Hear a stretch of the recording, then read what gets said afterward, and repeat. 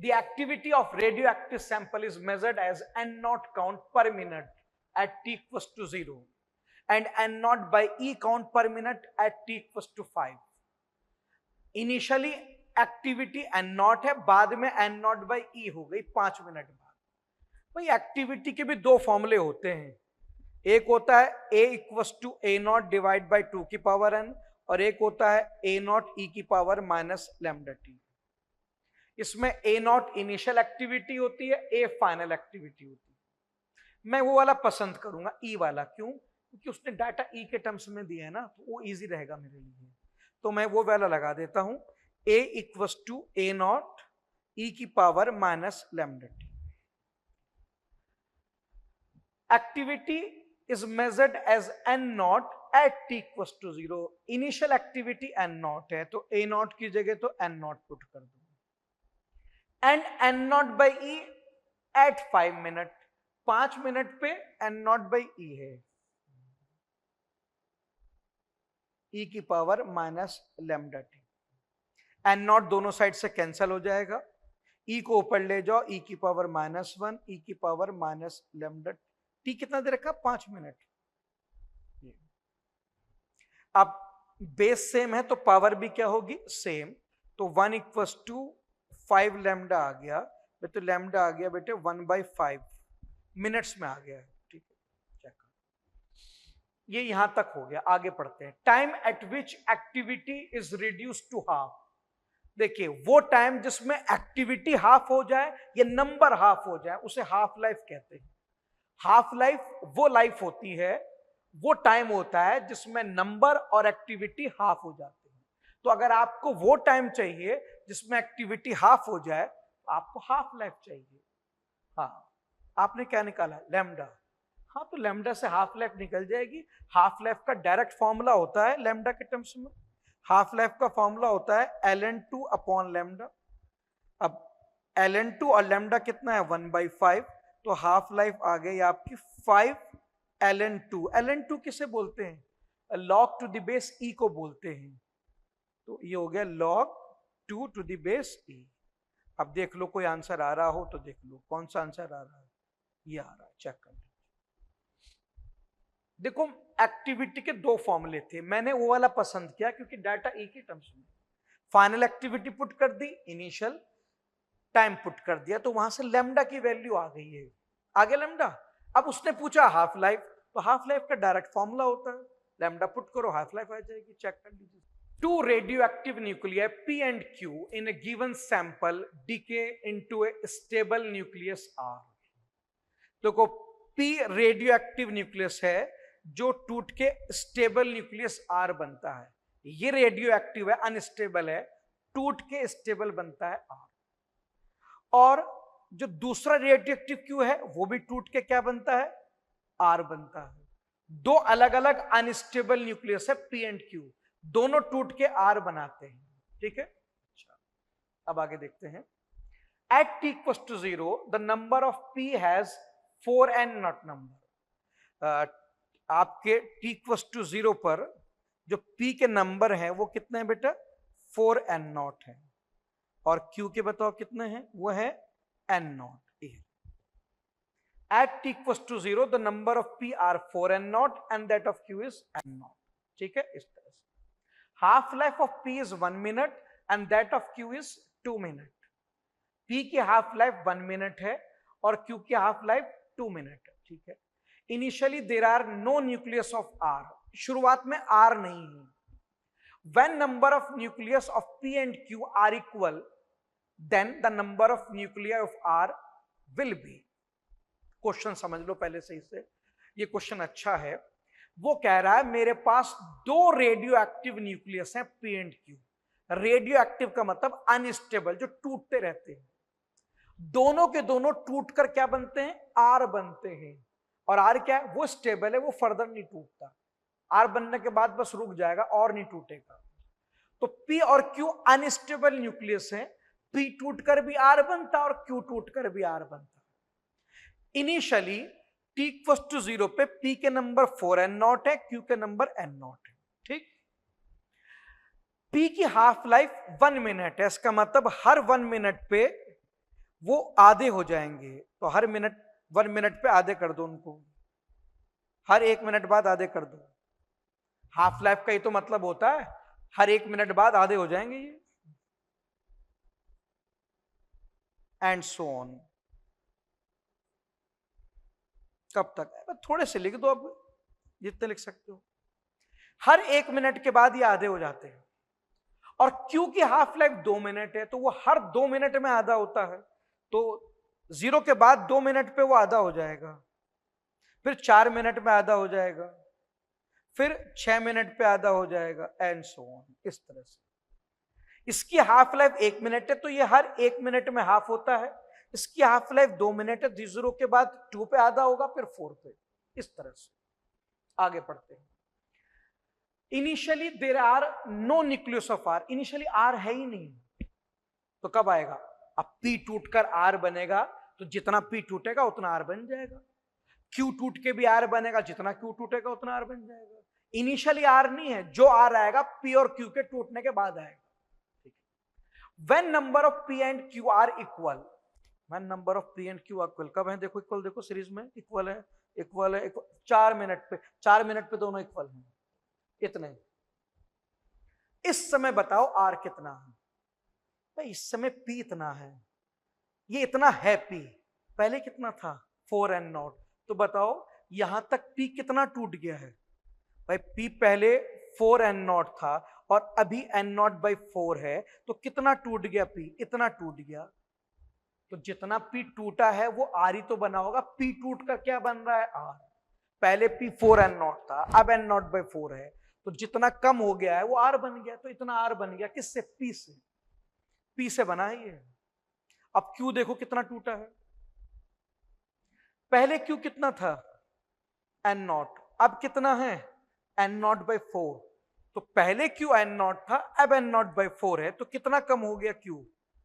n0/4, ये हो गया 3n0/4। इतना Q कम हो गया है, इतना P कम हुआ है और इतना Q कम हुआ है। कब तक? उस समय तक जब उनके नंबर बराबर हो गए हैं। आप देखो इनके नंबर बराबर कब हुए हैं? n0/4 पे हुए हैं, 4 मिनट पे। 4 मिनट पे दोनों के नंबर सेम हो गए थे। उसने यही पूछा है कि जब दोनों के नंबर सेम हो जाएंगे तो उस वक्त R कितना होगा। तो भाई जब दोनों के नंबर सेम हो जाएंगे तो आप ये पता लगाओ P कितना टूटा और Q कितना टूटा। इस समय 4 मिनट पे दोनों के नंबर बराबर है। P पहले 4n0 था, अब इतना है, तो माइनस करके देखो P कितना टूट गया। जितना P टूट गया उतना R बन गया होगा। ऐसे ही पहले Q n0 था, अब इतना है, तो माइनस करके देखो Q कितना टूट गया। जितना Q टूट गया वो R बन गया होगा। तो R कितना कितना बन गया बेटे? इतना तो P से बना है, इतना Q से, तो दोनों को ऐड कर दो, टोटल R आ जाएगा। तो टोटल नंबर ऑफ R कितना आ गया? ऐड कर दो उनको बेटे, तो ये आएगा 9n0/2।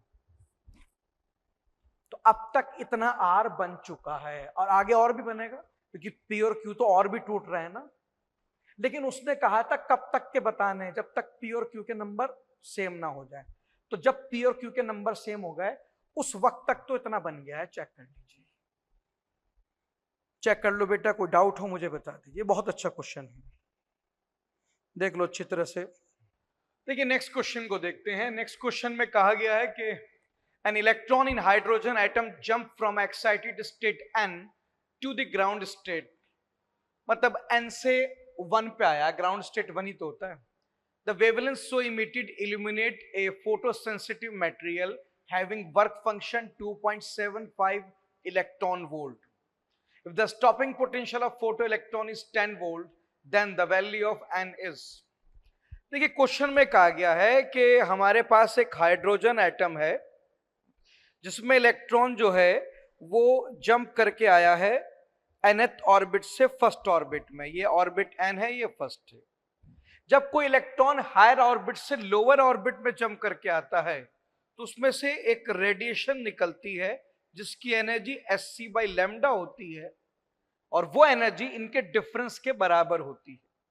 अब आपको पता है इसकी एनर्जी -13.6 इलेक्ट्रॉन वोल्ट होती है और nth ऑर्बिट की होती है -13.6/n² इलेक्ट्रॉन वोल्ट।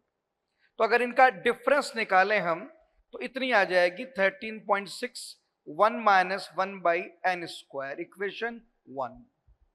तो जब इलेक्ट्रॉन इस एक्साइटेड स्टेट से इस ग्राउंड स्टेट पे आएगा तो यहां से यहां तक जो एनर्जी का डिफरेंस होगा वो एक रेडिएशन में कन्वर्ट हो जाएगा, जिसकी एनर्जी Sc/λ। ये Sc/λ इस डिफरेंस ऑफ एनर्जी के बराबर होता है, ठीक है। अब इस रेडिएशन को हमने किस पे डाला है?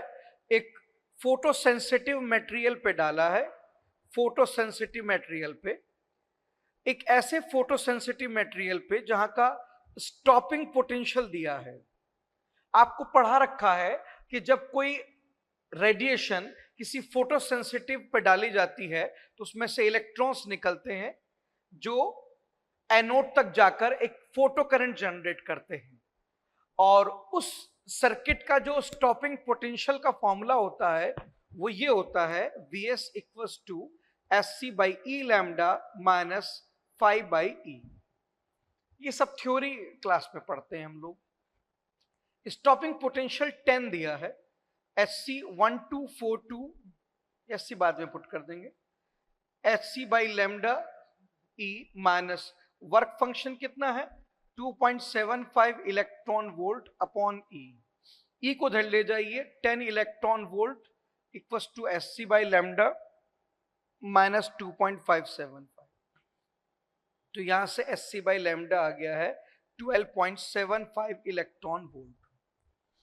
तो सही से देख लीजिएगा, दो चीजों को मिक्सअप किया गया है, एटॉमिक स्ट्रक्चर को और फोटोइलेक्ट्रिक इफेक्ट को। तो इनिशियली हाइड्रोजन एटम में हमारा इलेक्ट्रॉन एक्साइटेड स्टेट से ग्राउंड स्टेट पे गया। जब कोई इलेक्ट्रॉन हायर से लोअर में आता है तो उसकी जो एनर्जी लॉस होती है वो रेडिएशन में कन्वर्ट हो जाती है। रेडिएशन की एनर्जी Sc/λ है, और ये एनर्जी बनी किससे है? जो इसका एनर्जी लॉस हुआ है उससे बनी है।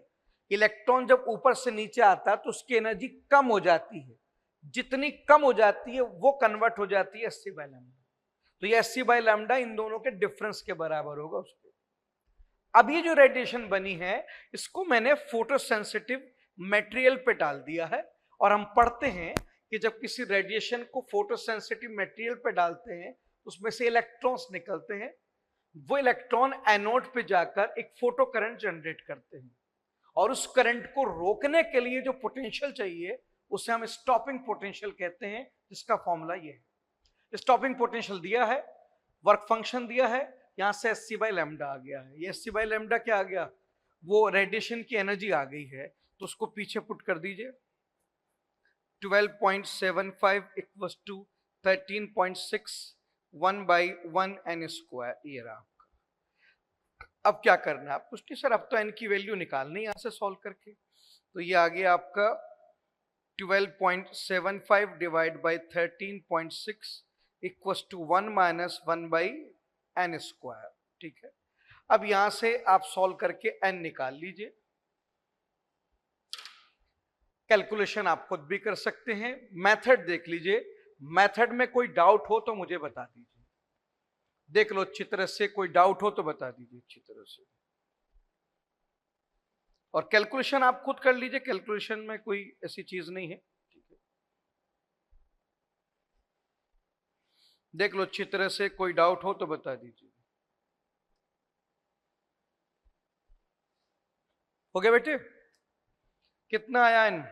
4 आएगा अप्रोक्सीमेटली, एग्जैक्ट तो कुछ नहीं होता है। ठीक है, n की वैल्यू 4 आ जाएगी, चेक कर लीजिए। ठीक है, इसका मतलब n की वैल्यू कितनी है? 4 है। 4 को टिक कर दीजिए। A nucleus MXN emit 1 alpha particle and 2 beta particle, the resulting nucleus is. देखो यार, हमारे पास एक न्यूक्लियस है जिसका मास नंबर m है, एटॉमिक नंबर n है। यहां से 1 अल्फा पार्टिकल निकला है। एक अल्फा पार्टिकल निकलने से मास नंबर जो है वो 4 से कम हो जाता है, और एटॉमिक नंबर 2 से कम हो जाता है एक अल्फा निकलने से। 2 नेगेटिव बीटा निकले। नेगेटिव बीटा निकलने से मास नंबर नहीं बदलता, लेकिन एटॉमिक नंबर 1 बढ़ जाता है। 1 से 1 बढ़ता, 2 निकले हैं तो 2 एटॉमिक नंबर बढ़ जाएंगे। और कुछ निकला नहीं। तो क्या मिला देखो भाई, ये मिल गया आपको x m-4 और n हो गया। चेक कर लीजिए, क्या आइडेंटिटी नहीं बदलेगी? क्योंकि पहले भी x था, अब भी x है। आइडेंटिटी एटॉमिक नंबर पे डिपेंड करती है, और एटॉमिक नंबर तो सेम है ना, तो आइडेंटिटी नहीं चेंज होगी। अगर एटॉमिक नंबर बदल जाता तो इसकी आइडेंटिटी चेंज होती है, कुछ और बन जाता, वाई जेड जो भी है, एक्स ना रहता। मगर क्योंकि एटॉमिक नंबर सेम है इसलिए आइडेंटिटी नहीं चेंज होगी। ठीक है, तो आंसर क्या हो जाएगा? आंसर सी हो जाएगा। चेक कर लीजिए, देख लो चित्रा, कोई डाउट हो मुझे बता दो। नेक्स्ट क्वेश्चन देखते हैं। The half life of radio active nucleus is 50 days. The time interval T2 minus T1 between the time T2 when 2/3 of it has decayed and time taken when 1/3 of it had decayed. देखो question ये कह रहा है कि एक substance की half life 50 दिन है। ठीक, आपको T2 माइनस T1 बताना, मतलब T1 से T2 के बीच का टाइम बताना। T1 टाइम कौन है सर? T1 टाइम वो है जिसमें 1/3 डिके हुआ है, और T2 टाइम वो है जिसमें 2/3 डिके हुआ है।